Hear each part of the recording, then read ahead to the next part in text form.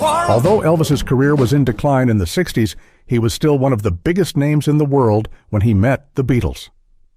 In 1965, Beatlemania was in full swing when the Liverpool band went to Graceland to meet the King. This was likely the high point of their relationship, as Elvis later disparaged the group. Despite his efforts to get the band kicked out of the United States, Elvis' friend said he did like the Beatles.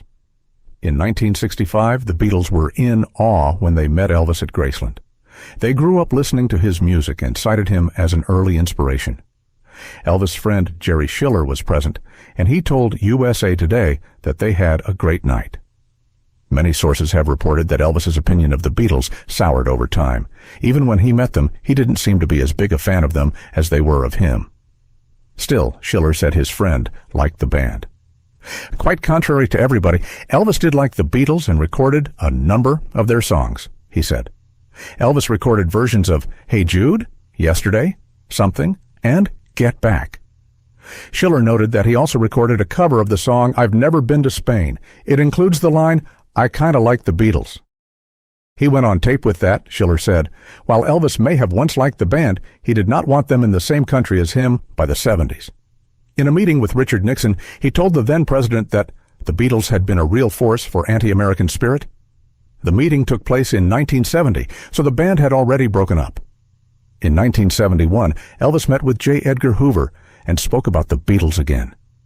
The Beatles laid the groundwork for many of the problems we are having with young people by their filthy, unkempt appearances and suggestive music, he said. Ironically, this was what many people said about Elvis when he first rose to prominence.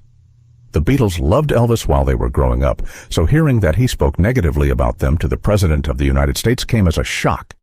I've seen those famous Nixon transcripts where Elvis actually starts to try to shop us. The Beatles, Paul McCartney said in the Beatles anthology.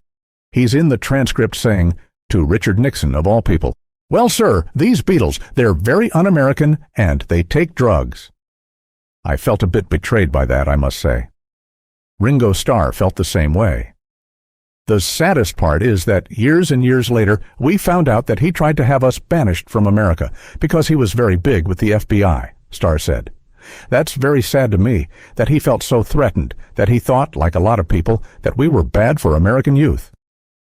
While his negative opinion of them did not feel good, McCartney said he couldn't bring himself to hate Elvis.